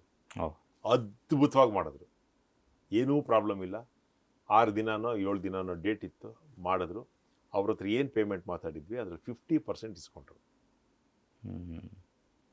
ಇಂತಹ ನೋವನ್ನ, ಇಂತಹ ಸೋಲು, ಇದು ಲಿಟ್ರಲಿ ಸೋಲೆ. ಹೌದು ಹೌದು. ಫಸ್ಟ್ ಡೇ ಶೂಟಿಂಗ್ ಅವ್ರು ಬರಲಿಲ್ಲ ಅಂತಂದರೆ ಒಬ್ಬ ನಿರ್ದೇಶಕನಾಗಿ ನನ್ನ ಸೋಲೆ ಅದು. ಕರೆಕ್ಟ್. ಆದರೆ ನನ್ನ ಪ್ರೊಡ್ಯೂಸರ್ನ ಜೊತೆ ನಿಂತಿದ್ರಿಂದ ಐ ಕುಡ್ ಓವರ್ಕಮ್ ದಟ್. ಮಾಡಿ ಸಿನಿಮಾ ಮುಗಿಸ್ದೆ. ಸಿನಿಮಾ ಮುಗಿಸಿ ಹಲವಾರು ಕಾಂಪಿಟೇಷನ್ಗಳಿಗೆಲ್ಲ ಹೋಯಿತು. ತುಂಬ ಚೆನ್ನಾಗಾಯಿತು. ದಿಲೀಪ್ ರಾಜ್ ಅದರಲ್ಲಿ ಹೀರೋ ಮಾಡಿದ್ರು. ಸೊ ತುಂಬ ಚೆನ್ನಾಗಾಯಿತು ಸಿನಿಮಾ. ಆಮೇಲೆ ತುಂಬ ಚೆನ್ನಾಗಾಯಿತು. ಸೊ ಅಂದರೆ ಸೋಲು ಪ್ರತಿಯೊಬ್ಬನ ಜೀವನದಲ್ಲೂ ಪ್ರತಿಯೊಂದು ಹಂತದಲ್ಲೂ ಆಗತ್ತೆ. ಆದರೆ ಅದನ್ನು ನಾವು ಯಾವ ರೀತಿ ಆ ಕ್ಷಣಕ್ಕೆ ಸಂಭಾಳಿಸ್ತೀವಿ ಅನ್ನೋದು ಭಾಳ ಇಂಪಾರ್ಟೆಂಟು. ಹತಾಶರಾಗ್ಬಿಟ್ರೆ, ಸೋಲು ಒಪ್ಕೊಂಡ್ಬಿಟ್ರೆ ಕೆರಿಯರ್ ಎಂಡ್ ಆಗ್ಬಿಡುತ್ತೆ. ಅದು ಮೀರಿ ಏನೋ ಒಂದು ಪ್ರಯತ್ನ ಮಾಡಬೇಕು. ಆ ಪ್ರಯತ್ನ ಮಾಡೋ ಶಕ್ತಿನ ಭಗವಂತ ಕೊಡಬೇಕು. ಕೊಟ್ಟಾಗ ಖಂಡಿತವಾಗ್ಲೂ ನಾವು ಸಾಧಿಸೋದಕ್ಕೆ ಸಾಧ್ಯ ಇದೆ. ನಿಜ ಸರ್, ನಿಜ. ನೋಡಿ, ಅಂದರೆ ನಾನು ಯಾಕೆ ಆ ಪ್ರಶ್ನೆ ಕೇಳೇನೆ ಅಂದರೆ, ಇವತ್ತಿನ ದಿನ ಹೆಂಗಂದರೆ, ನಾನು ಏನೋ ಒಂದು ಸೋತ್ಬಿಟ್ಟೆ ಅಂತ ಕುಗ್ಗೋರ ಸಂಖ್ಯೆನೇ ಜಾಸ್ತಿ ಆಗಿರುವಂಥದ್ದು. ಆ ವಿಚಾರದಲ್ಲಿ ಎಲ್ಲ ಒಂದು ಕಡೆ ಇಲ್ಲ, ಧೈರ್ಯ ಮಾಡಿ ಮುಂದೋಡಿದ್ರೆ ನಾವು ಏನು ಬೇಕಾದ್ರೂ ಮಾಡ್ತೀವಿ ಅನ್ನೋಂಥದ್ದು. ನೋಡಿ, ಈಗ ಆ ಒಂದು ನಿಮ್ಮ ವಿಚಾರದಲ್ಲಿ ಅವತ್ತು ಆ ಫುಲ್ ಸೋಲಿಗೆ ಬಂದಂಥವ್ರು ಒಬ್ಬ ವ್ಯಕ್ತಿಯಿಂದ ಮತ್ತೆ ಏನೋ ಒಂದು ಚೈತನ್ಯ ಮೂಡುತ್ತೆ ಸರ್. ಇಲ್ಲ, ನೀವು ಈಗ ಫಾರ್ ಎಕ್ಸಾಂಪಲ್ ಇದೇ ಇಂಟರ್ವ್ಯೂ ತಗೊಳ್ಳಿ ಸರ್. ನೀವು ನನಗೆ 3 ದಿವಸದಿಂದ ಫೋನ್ ಮಾಡಿ ಲೈನ್ ಅಪ್ ಮಾಡಿರ್ತೀರ. ಇಲ್ಲಿ ನಿಮ್ಮ ಕ್ಯಾಮ್ರಾಮನ್ ಇರ್ಬೋದು, ನಿಮ್ಮ ಆಫೀಸ್ ಸೆಟಪ್ ಇರ್ಬೋದು, ಎಲ್ಲವನ್ನ ಈ ಇಂಟರ್ವ್ಯೂಗಾಗಿ ಮೀಸಲಾಗಿಟ್ಟಿರ್ತೀರ. ನಾನು ಸಡನ್ನಾಗಿ ಬೆಳಗ್ಗೆ 11:15 ಇಲ್ಲಿಗೆ ಬರಬೇಕಾದನು 11:35 ನಿಮಗೆ ಫೋನ್ ಮಾಡಿ ನಾನು ಬರಲ್ಲ ಅಂದರೆ ನಿಮ್ಮ ಪರಿಸ್ಥಿತಿ ಏನು ಸರ್? ಹೌದು. ಅಂದರೆ ನಿಮ್ಮ ಚಾನಲಲ್ಲಿ ನಿಮ್ಮ ರೆಪ್ಯುಟೇಷನ್ನು, ನಿಮ್ಮ ಕೊಲೀಗ್ಸ್ ಮುಂದೆ ನಿಮ್ಮ ರೆಪ್ಯುಟೇಷನ್ನು, ನಿಮಗಾಗಿ ಮೀಸಲಿಟ್ಟಿರ್ತಾರೆ 1 hour ಸ್ಟುಡಿಯೋ. ಹೌದು. ಸೊ ಅದು ಸೋಲೆ. ನಿಜ. ನಮ್ಗೆ ಸೋಲಲ್ಲ ಅನ್ನಿಸ್ಬೋದು, ಹ್ಮ್ ಅವನೊಬ್ಬ ಕಲಾವಿದನ್ ಕರ್ಸಕ್ಕಾಗಿಲ್ಲ ಇವ್ರ ಕೈಲಿ ಅನ್ನೋ ಮಾತು ಬರುತ್ತೆ ಹ್ಮ್ ಅಲ್ವಾ? Correct correct. ಅದನ್ನ ನೀವು ಓವರ್ಕಮ್ ಮಾಡಬೇಕು. ಏನಂದ್ರೆ ಆ ಕ್ಷಣಕ್ಕೆ ನಿಮ್ಮ ಮನಸ್ಥಿತಿ ಅಯ್ಯೋ ಹಿಂಗಾಗೋಯ್ತಲ್ಲ ಅಂತ ಕೂತ್ರೆ ಆಗಲ್ಲ. ಅವ್ನು ಬರ್ಲಿಲ್ವಾ, ಬೇಡ, ನೆಕ್ಸ್ಟ್ ಲೈನಪ್ ಯಾರು ಇಮಿಡಿಯೇಟ್ ಇನ್ನು ಅರ್ಧ ಗಂಟೆ ಬಿಟ್ಕೊಂಡು ಯಾರು ಬರ್ತಾರೆ ಕೇಳಿ. ಕರೆಕ್ಟ್. ಸರ್ ನೀವು ನನ್ನ ಪರಿಸ್ಥಿತಿ ಅರ್ಥ ಮಾಡ್ಕೊಳ್ಳಿ ಸರ್. ಮೂರು ಜನ ಕತೆ ಹೇಳಿದ್ದೀನಿ ನಾನು. ಹ್ಮ್ ಇವ್ರ ಮನೆಯಿಂದ ನಾನು ಆಚೆ ಬಂದು ಹೋದಾಗ್ಲೇ 6 ಗಂಟೆ, ಹ್ಮ್ 6 ಗಂಟೆಯಿಂದ 9 ಗಂಟೆ ಒಳಗೆ 3 ಜನಕ್ಕೆ ಸಿನಿಮಾ ಕತೆ ಹೇಳಿ ಹ್ಮ್ ಇಬ್ರಾಗಲ್ಲ ಅಂದ್ರು ಒಬ್ರನ್ನ ಫಿಕ್ಸ್ ಮಾಡಿದೆ. ಹ್ಮ್. ನೆಕ್ಸ್ಟ್ ಡೇ ಬೆಳಿಗ್ಗೆ ಹಿಂದಿನ ದಿವಸ ತರಾನೇ ಬೆಳಿಗ್ಗೆ 7 ಗಂಟೆಗೆ ಪೂಜೆ ಮಾಡಿದ್ವಿ, ಶೂಟಿಂಗ್ ಮಾಡಿದೆ. ಅದಾಗಿದ್ದು ಆ ಪ್ರೊಡ್ಯೂಸರ್ ನನ್ನ ಜೊತೆ ನಿಂತಿದ್ರಿಂದ. ಕರೆಕ್ಟ್. ಆ ಪ್ರೊಡ್ಯೂಸರ್ ಬೆಳಿಗ್ಗೆಯಿಂದ ಏನೇನಾಯ್ತು ನೋಡಿದ್ರು, ನನ್ನ ಕಷ್ಟದ ಪರಿಸ್ಥಿತಿ ಅವ್ರಿಗೆ ಅರ್ಥ ಆಗಿತ್ತು. ನೀನು ಮಾಡು, ಪರ ಇಲ್ಲ, ನಾಳೆ ಆಗ್ಲಿಲ್ವಾ ಬ್ರೇಕೇ ಮಾಡ್ಬಿಡು, ನಾಡಿದ್ ಮಾಡು ಅಂತ ಹೇಳಿದ್ರು. ಅವ್ರು ಹಂಗೆ ಹೇಳಿದ್ದಕ್ಕೆ ನನಗೆ ಆತ್ಮಬಲ ತುಂಬಿ ಬಂತು. ಏನಯ್ಯ ನೀನು ಅಂದ್ಬಿಟ್ಟಿದ್ದಿದ್ರೆ ಕುಗ್ಗೋಗ್ಬಿಡ್ತಿದ್ದೆ ನಾನು. Correct correct correct. ಸೊ ಸಾಥ್ ಕೊಡೋಕೊಬ್ರು ಇರಬೇಕು, ನಾವು ಆತ್ಮಬಲವನ್ನು ಹೆಚ್ಚಿಸ್ಕೋಬೇಕು, ಅವಾಗ ಸಾಧಿಸೋದಕ್ಕೆ ಸಾಧ್ಯ ಇದೆ ಸರ್. ನಿಜ ಸರ್, ನಿಜ ಸರ್. ಸರ್ ಮಾತಾಡ್ತಾ ಇದ್ರಿ, ಸೊ ನಿಜಕ್ಕೂ ಯಾಕಂತಂದರೆ ಮನುಷ್ಯನಿಗೆ ಅಂದರೆ ಹೊಸದಾಗಿ ಏನೋ ಒಂದು ಮಾಡಬೇಕು ಅಂದಾಗ ಈ ಥರ ಸಾಕಷ್ಟು ಕಷ್ಟಗಳು ಬರ್ತಾ ಇರ್ತವೆ, ಇದೆಲ್ಲವೂ ಇರ್ತವೆ. ಬಟ್ ಇವತ್ತು ನೀವು ನೋಡಿದಾಗ ಅಂದರೆ ಹಿರಿತೆರೆ ಇರ್ಬೋದು, ಕಿರಿತೆರೆ ಇರ್ಬೋದು, ರಂಗಭೂಮಿ ಇರುವಂಥದ್ದು ಇರ್ಬೋದು, ಎಲ್ಲವನ್ನ ನೋಡಿದಾಗ ಇವತ್ತು ನಮ್ಮ ಚಿತ್ರರಂಗದ ಸ್ಥಿತಿಯನ್ನು ನೋಡಿದಾಗ ನಿಜಕ್ಕೂ ಒಂದು ಕಡೆ ಭಯ ಆಗುತ್ತೆ ಅನಿಸುತ್ತೆ ಸರ್. ತುಂಬ ಭಯ ಆಗುತ್ತೆ. ಯಾಕಂದರೆ ಈ ಕರೋನಾ ನಂತರದಲ್ಲಿ ಆದಂತಹ ಬೆಳವಣಿಗೆಗಳಿರ್ಬೋದು, ಚಿತ್ರಮಂದಿರಗಳ ಎಲ್ಲ ಒಂದು ಕಡೆ ಹೋಗ್ತಿರುವಂಥದ್ದು ಇರ್ಬೋದು, ಅದಾದ ನಂತರದಲ್ಲಿ ಜನಗಳು ಥಿಯೇಟ್ರಿಗೆ ಬರದೇ ಇರುವಂಥದ್ದು ಇರ್ಬೋದು, ಎಲ್ಲವನ್ನ ನೋಡಿದಾಗ ನಿಮ್ಮ ಅನುಭವದ ಪ್ರಕಾರವಾಗಿ ಏನು ಆಗ್ತಾ ಇದೆ ಅಂತ ನಿಮ್ಗೆ ಅನಿಸುತ್ತೆ ಸರ್? ಸರ್, ಕನ್ನಡ ಚಿತ್ರರಂಗದಲ್ಲಿ ಮೊದಲನೇದಾಗಿ ನಾನು ನೋಡಿರೋದು ಒಗ್ಗಟ್ಟಿಲ್ಲ ಸರ್. ಎರಡನೇದು ಕಾಲೆಳೆಯೋದು ಜಾಸ್ತಿ ಸರ್.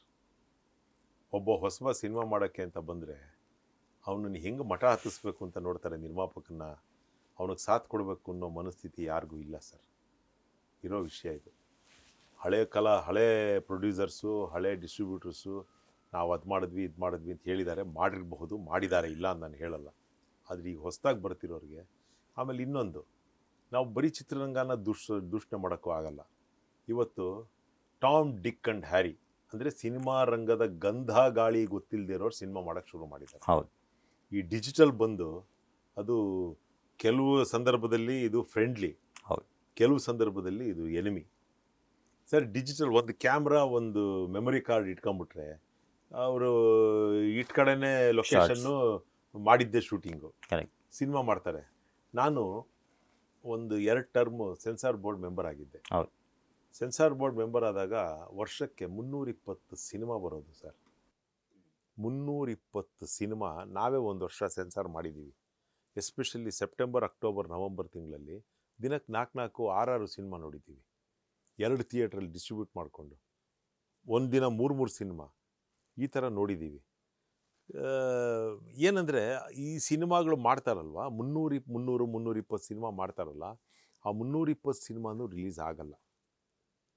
ಕೆಲವರು ಬರೀ ಸಬ್ಸಿಡಿಗೆ ಅಂತ ಮಾಡ್ತಾರೆ, ಇನ್ನು ಕೆಲವರು ಬಹಳ ಶ್ರದ್ಧೆಯಿಂದ ಸಿನಿಮಾ ಮಾಡ್ತಾರೆ, ಇನ್ನು ಕೆಲವರು ದೊಡ್ಡ ದೊಡ್ಡ ಬ್ಯಾನರ್ ಸಿನಿಮಾಗಳು.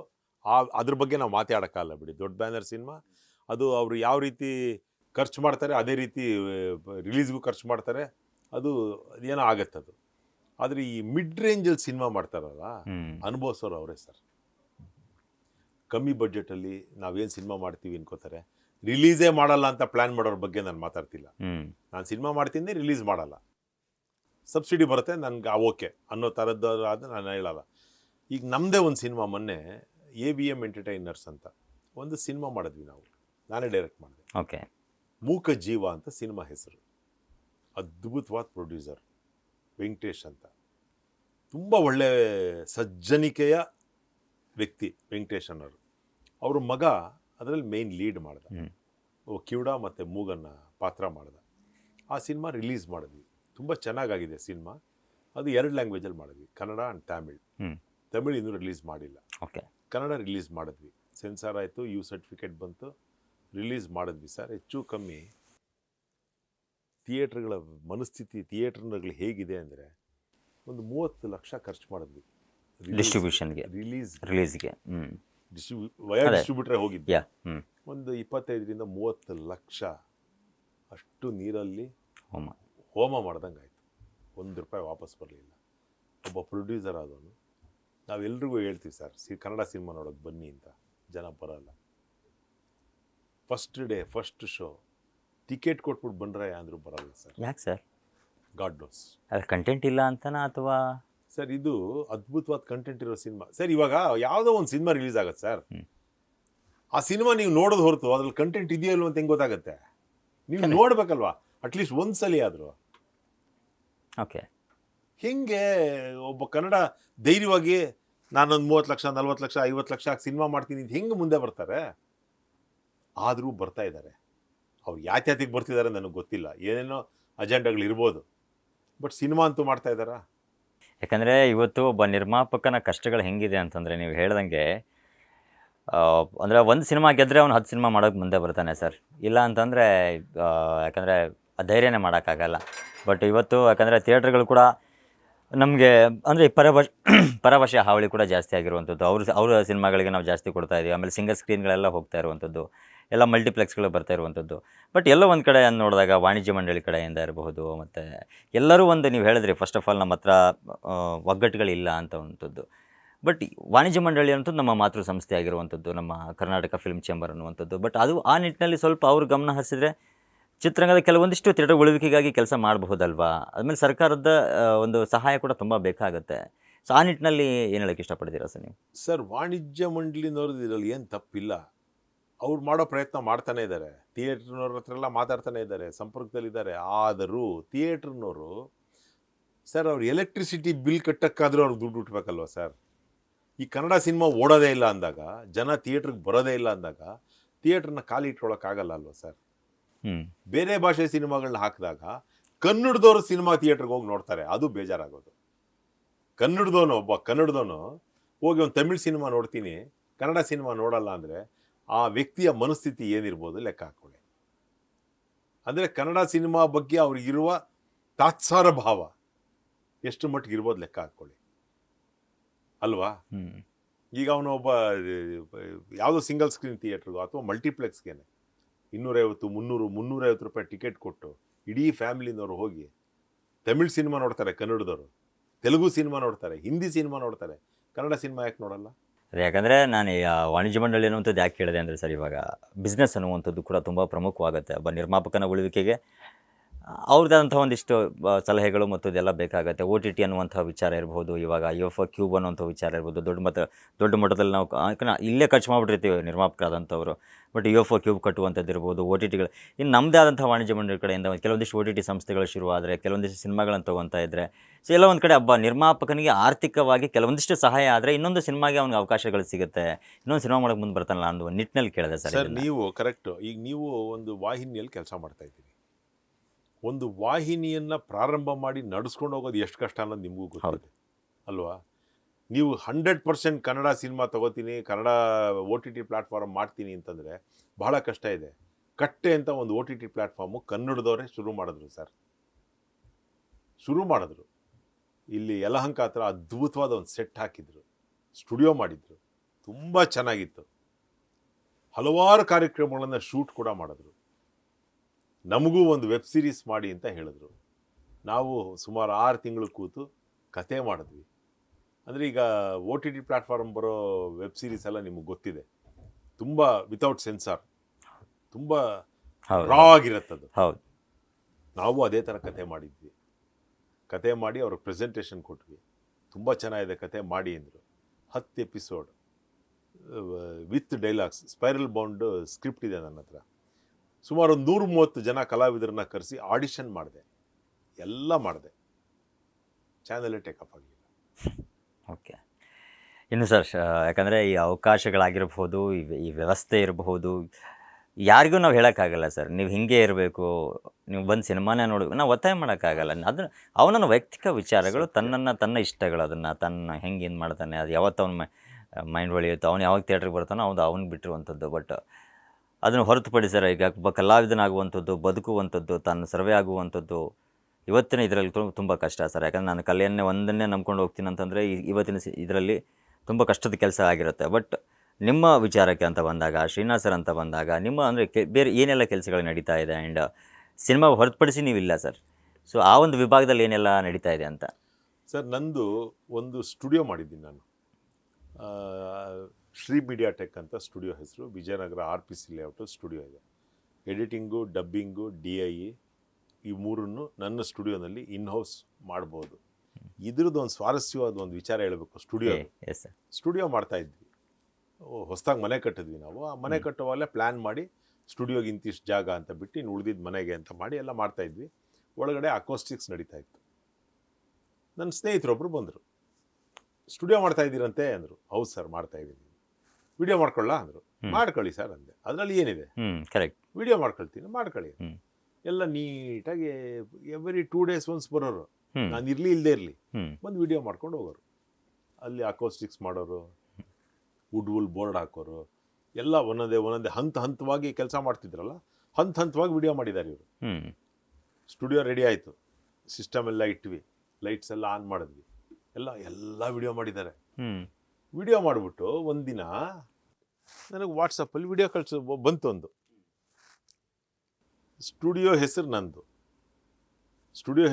ವಿಡಿಯೋ ಒಂದು 2 ನಿಮಿಷನೋ 3 ನಿಮಿಷನೋ ವಿಡಿಯೋ ಇತ್ತು ಅದು.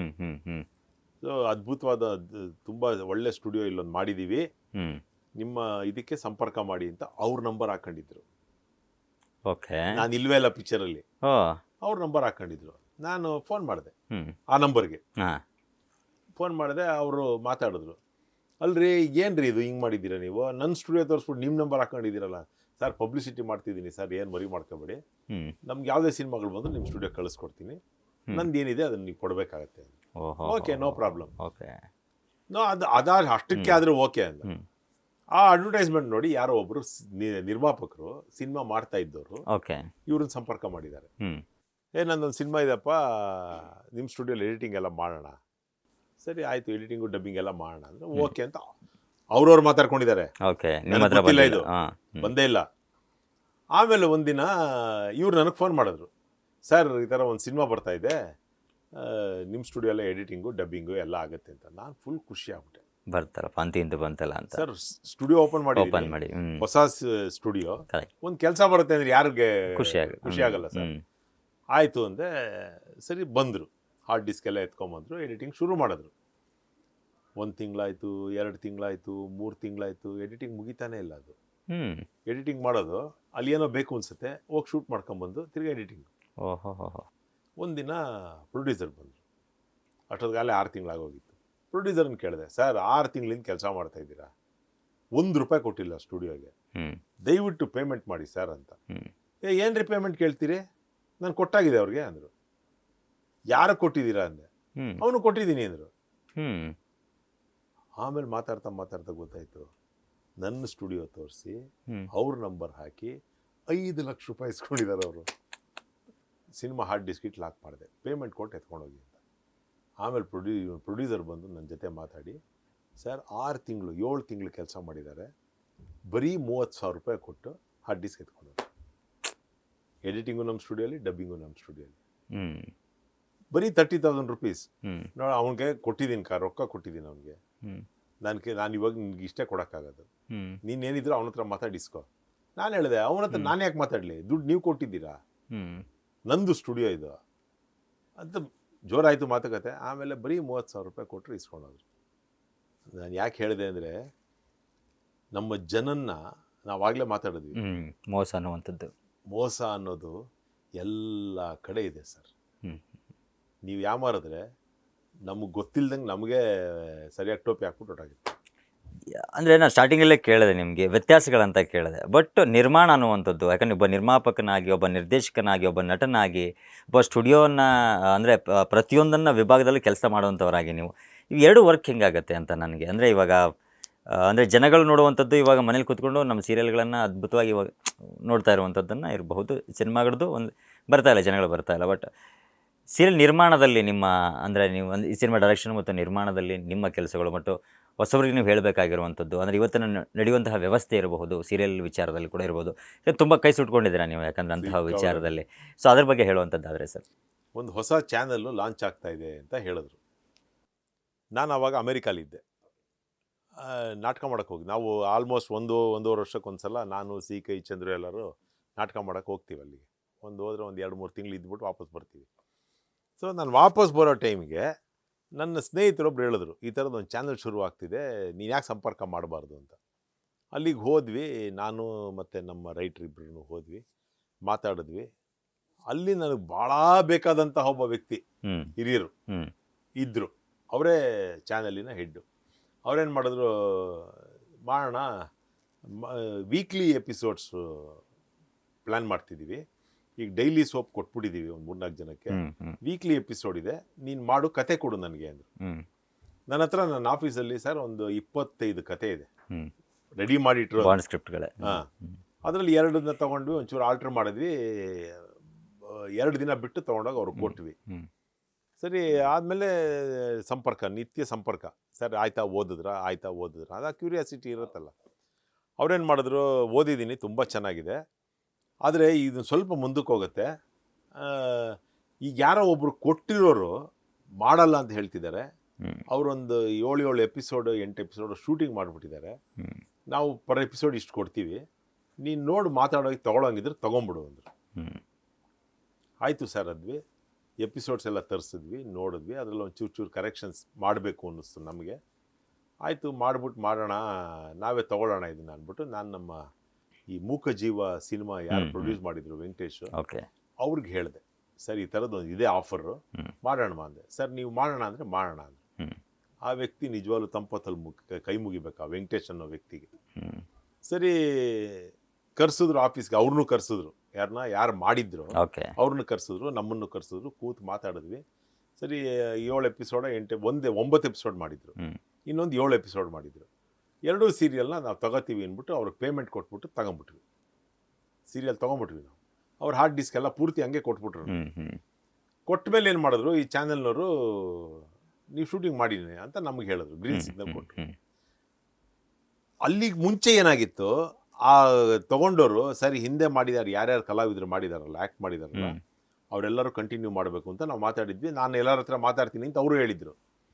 ನಾವು ಯಾವಾಗ ತೊಗೊಂಡ್ವಿ, ಆ ಯಾರ್ಯಾರು ಆ್ಯಕ್ಟ್ ಮಾಡಿದ್ರಲ್ಲ ಸರ್, ಅವ್ರು ಯಾರು ಸುಮಾರು ಜನ ಮಾಡಲ್ಲ ಅಂದ್ಬಿಟ್ರು, ಆ್ಯಕ್ಟ್ ಮಾಡಲ್ಲ ಅಂದರು. ನಾವು ಈ ಚಾನಲ್ ಮುಖ್ಯಸ್ಥರಿಗೆ ಹೇಳಿದ್ವಿ, ಸರ್ ಹಿಂಗಿದೆ, ಅವ್ರು ಮಾಡಲ್ಲ ಅಂತಿದ್ದಾರೆ, ಏನು ಮಾಡೋದು ಅಂತ. ಸರಿ ಯಾರ್ಯಾರು ಮಾಡಲ್ಲ ಅಂತಿದ್ದಾರೆ, ಒಂದು 4-5 ಕ್ಯಾರೆಕ್ಟರ್ನ ಚೇಂಜ್ ಮಾಡಿ ನೀವು ಕಂಟಿನ್ಯೂ ಮಾಡಿ ಶೂಟಿಂಗು ಅಂದರು.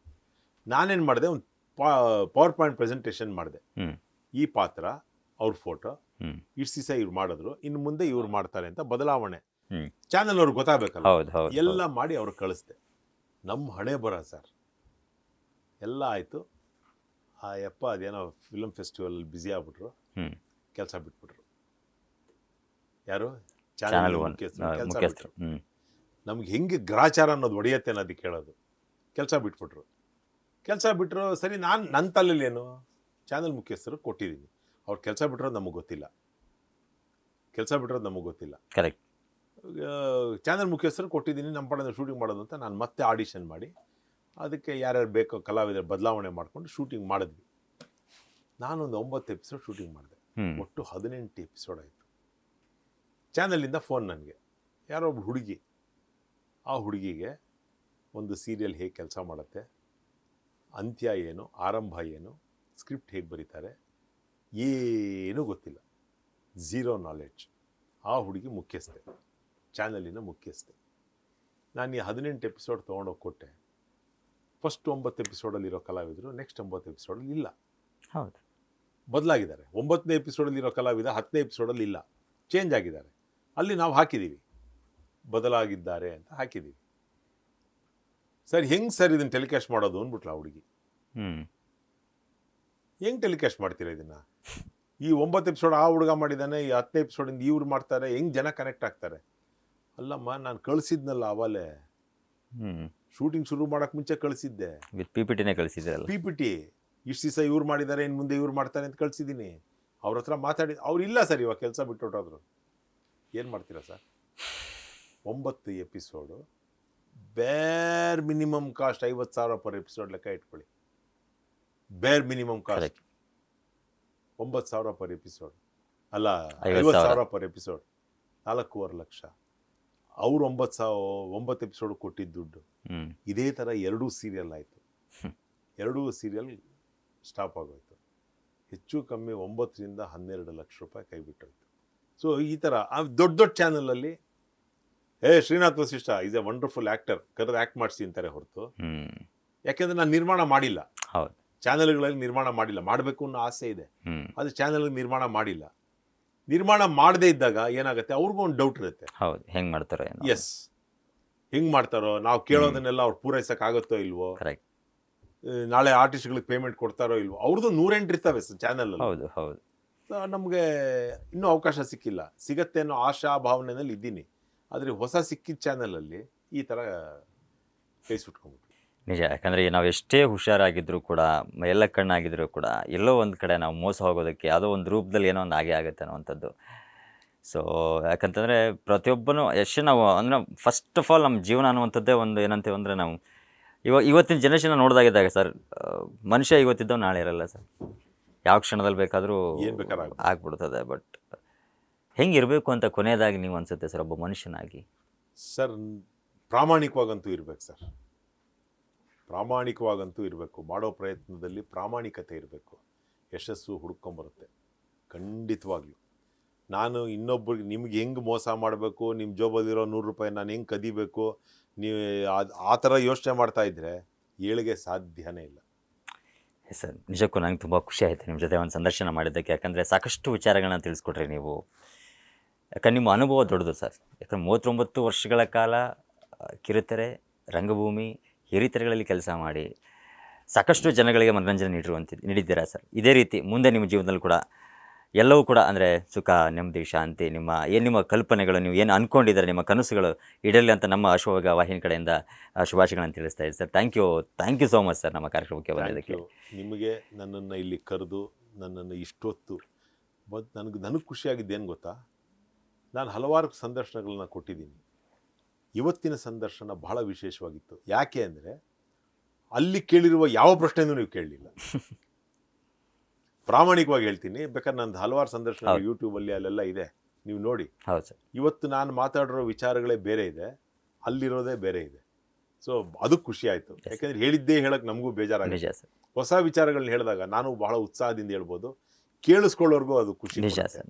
ಸೊ ಹಾಗಾಗಿ ನನ್ನನ್ನು ಕರೆದು ಇವತ್ತು ಇಷ್ಟೊತ್ತು ನನ್ನ ಜೊತೆ ಸಂದರ್ಶನಕ್ಕೆ ಅವಕಾಶ ಮಾಡಿಕೊಟ್ಟಿದ್ದೀರಿ. ನಿಮ್ಮ ವಾಹಿನಿಯಲ್ಲಿ ಮುಂದಿನ ದಿನಗಳಲ್ಲಿ ಎಂಟರ್ಟೈನ್ಮೆಂಟ್ ಶುರು ಮಾಡಿದ್ರೆ ನಮ್ಮನ್ನು ನೆನಪು ಮಾಡ್ಕೊಳ್ಳಿ. ಖಂಡಿತ ಸರ್, ಖಂಡಿತ ಸರ್.